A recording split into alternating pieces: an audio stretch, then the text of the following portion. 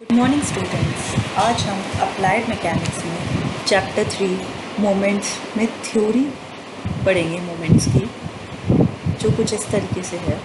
सबसे पहले आपको पता होना चाहिए मोमेंट यानी आघूर्ण किसे कहते हैं। देखिए,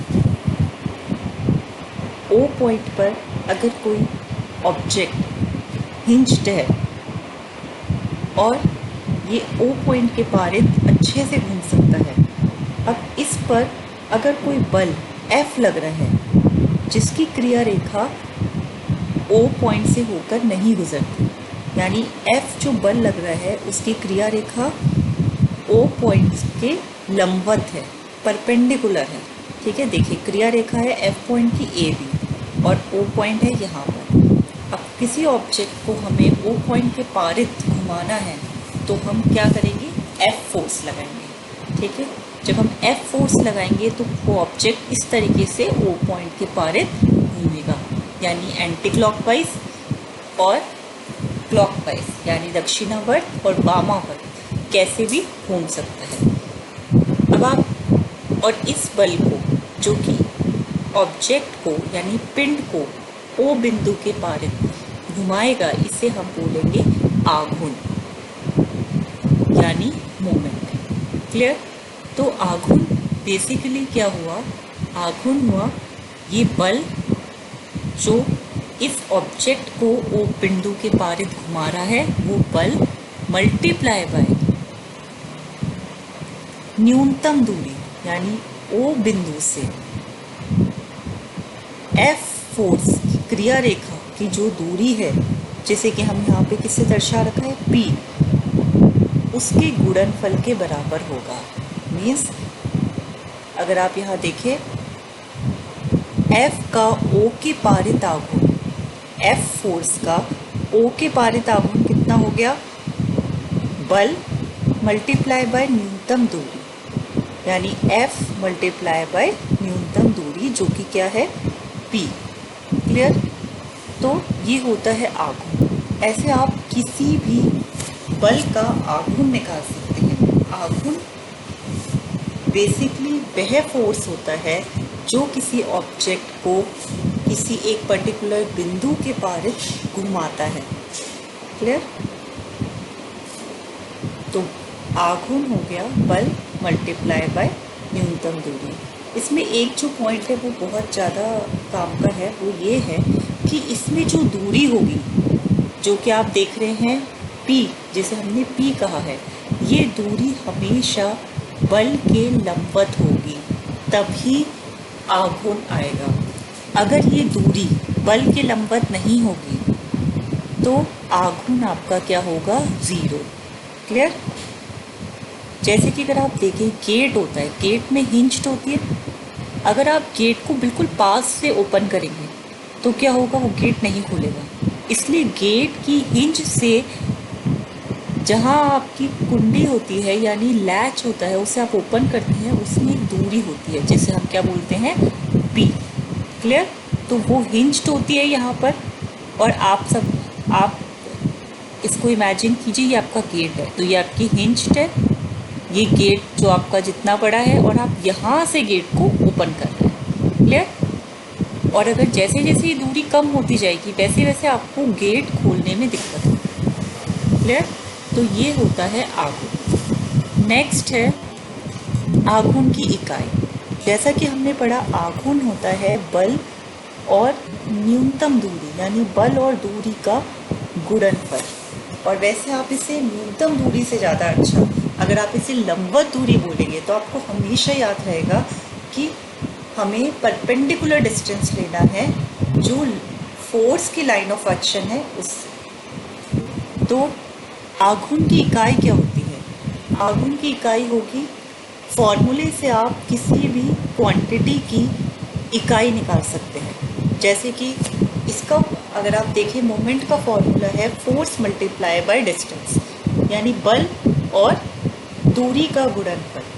तो बल की यूनिट क्या होती है, न्यूटन, और दूरी की यूनिट मीटर, तो न्यूटन मीटर, ये हो गई यूनिट ऑफ न्यूटन मीटर।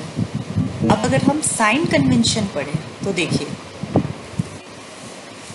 किसी भी ये है ओ बिंदु। ओ बिंदु के पारित ऑब्जेक्ट को घुमाना है, तो या तो ऑब्जेक्ट अगर एफ फोर्स इस तरीके से लग रहा है, ठीक है, ये हो गई लंबवत दूरी, तो या तो ऑब्जेक्ट ऐसे घूमेगा एंटी क्लॉकवाइज जिसे हम वामावर्त बोलते हैं, और नहीं तो ऑब्जेक्ट इस तरीके से घूमेगा जिसे हम बोलते हैं क्लॉकवाइज। क्लॉकवाइज को हम बोलते हैं दक्षिणावर्त या घड़ी की दिशा में। क्लियर? घड़ी की दिशा में।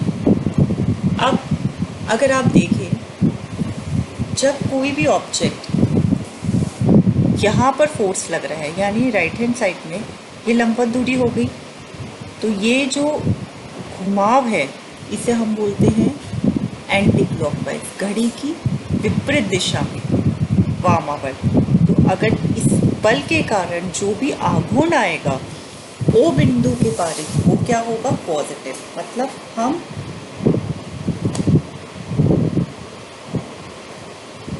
हम एंटी क्लॉकवाइज को पॉजिटिव ले रहे हैं और क्लॉकवाइज को नेगेटिव ले रहे हैं। कुछ बुक्स के अंदर हम क्लॉकवाइज पॉजिटिव लेते हैं और एंटी क्लॉकवाइज नेगेटिव लेते हैं। इसमें कोई भी कंफ्यूजन नहीं है, आप जैसे चाहें वैसे सपोज कर सकते हैं।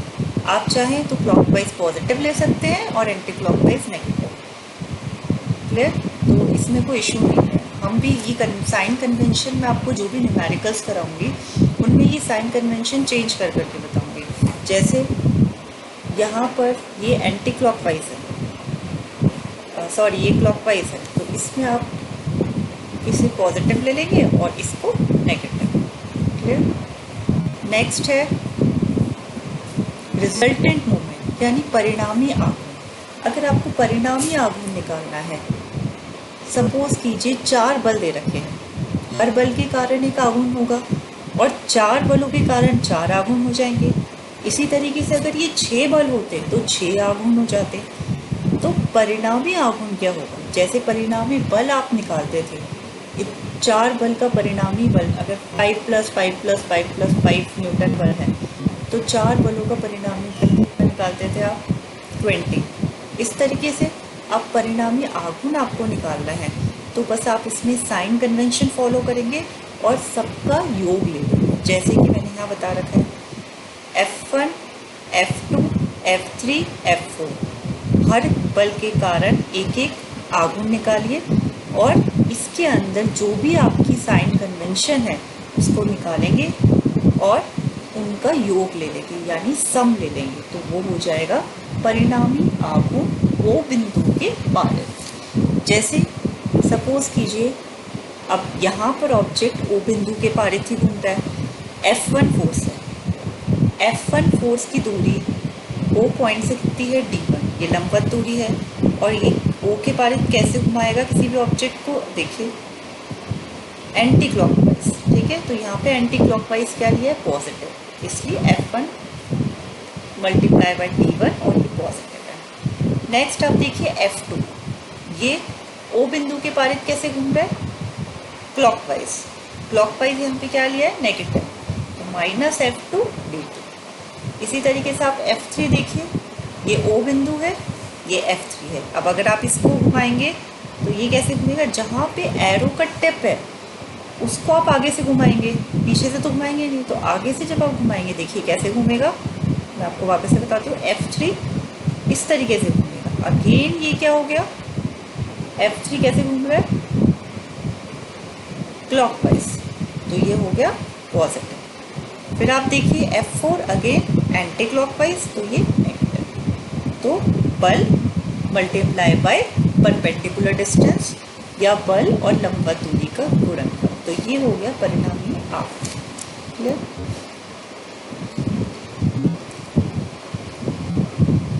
नेक्स्ट है वरिग्नन प्रमेय, जिसे हम वरिग्नन थ्योरम भी बोलते हैं। वरिग्नन थ्योरम परिणामी आघूर्ण से रिलेटेड ही है। वरिग्नन प्रमेय क्या कहता है?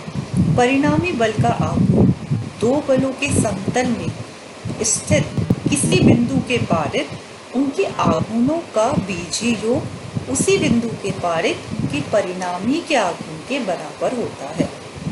Algebraic sum of the moments of two forces about any point in their plane is equal to the moment of their resultant about that point. तो अगर आप डेफिनेशन देखें तो डेफिनेशन इम्प्लाइज करती है परिणामी आघूर्ण। अगर दो बल दे रखे हैं तो इनका परिणामी आघूर्ण क्या होगा, जो इसका आघूर्ण होगा F3 का प्लस जो F1 का आघूर्ण होगा उनके बीजीय योग के बराबर होगा। तो यही हमारी वरिग्नर थ्योरम है।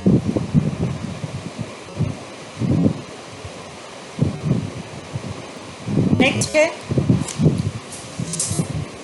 जनरलाइज्ड थ्योरम ऑफ मोमेंट, यानी आघूर्णों का व्यापक प्रमेय। देखिए इसके अंदर एक दृढ़ पिंड पर लगे कई समतलीय बलों का उनके समतल में स्थित किसी बिंदु के सापेक्ष आघूर्णों का बीजीय योग उसी बिंदु के सापेक्ष उनके परिणामी के आघूर्ण के बराबर होगा। क्योंकि हम अभी पढ़ चुके हैं कि अगर चार बल लग रहे हैं तो चारों बलों के कारण जो आघूर्ण होगा उनका बीजीय योग उनके परिणामी आघूर्ण के बराबर होगा। ठीक है। यदि समतलीय बलों का एक निकाय साम्यावस्था में हो तो तल में स्थित किसी भी बिंदु के सापेक्ष उनके आघूर्णों का बीजीय योग शून्य होगा। देखिए अगर कोई भी सपोज कीजिए कि ये ऑब्जेक्ट इक्विलिब्रियम में है यानी साम्यावस्था में है, इसका क्या मतलब हुआ कि जहाँ से भी बल लग रहे हैं, कितने भी बल लग रहे हैं, पर वो ऑब्जेक्ट वो पिंड हिल नहीं रहा है, यानी वो साम्यावस्था में है। तो इस केस में जिस तरीके से बलों का योग जीरो होता है वैसे ही जितने भी आघूर्ण होंगे इन बलों के कारण उनका योग क्या होगा, जीरो। क्लियर। तो देखिए आघूर्ण का सिद्धांत यही कहता है, आघूर्ण का सिद्धांत क्या कहता है, यदि किसी वस्तु पर अनेक समतलीय बल कार्य कर रहे हों और वस्तु उनके प्रभाव से साम्य अवस्था में हो तो उस तल पर कहीं भी स्थित किसी भी बिंदु के पारित सभी बलों का आघूर्णों का बीजीय योग शून्य होता है। क्लियर। अगर कोई ऑब्जेक्ट साम्यावस्था में है तो उसके जितने भी बल लग रहे हैं उन बलों के कारण जो भी आघूर्ण आ रहा है उनका बीजीय योग यानी summation of all the moments will be equal to zero. ठीक है। अब देखिए अगर आप देखें summation of moment is equal to zero, या फिर इन्होंने लिखा है दक्षिणावर्त आघूर्णों का बीजीय योग बराबर होगा वामावर्त आघूर्णों का बीजीय योग। ये आपको मैं इस तरीके से समझाती हूँ। ये देखिए ये एक ही बात है। अगर आप देखें मैं इन चारों का मोमेंट को ऐड करके, जैसे मैंने ये लिखा है विद साइन कन्वेंशन जीरो कर दूं, या फिर मैं clockwise is equal to anti clockwise moment लिख दूं, यानी दक्षिणावर्त आघूर्ण बराबर किसके हो गए, वामावर्त आघूर्ण के। तो एक ही बात है। क्लियर। तो इसमें दो ही पॉइंट आपके जो बहुत ज़्यादा काम के हैं वो ये है, जो कि हम आगे न्यूमेरिकल्स में भी यूज़ करेंगे। फर्स्ट कि बलों के कारण जितने भी बल लग रहे हैं उनके कारण जो भी आघूर्ण आएंगे उनका बीजीय योग जीरो यानी शून्य के बराबर होगा अगर वो पिंड साम्य अवस्था में है। और दूसरा, अगर इस तरीके से चार बल लग रहे हैं, 6 बल लग रहे हैं, तो इनका परिणामी आघूर्ण आप कैसे निकालेंगे, हर बल का आघूर्ण निकालेंगे उस बिंदु के पारित और उनका योग लेंगे। क्लियर। तो ये है आपकी थ्योरी ऑफ मोमेंट। क्लियर। तो नेक्स्ट लेक्चर के अंदर हम कुछ न्यूमेरिकल्स करेंगे इनसे रिलेटेड। Okay, thank you.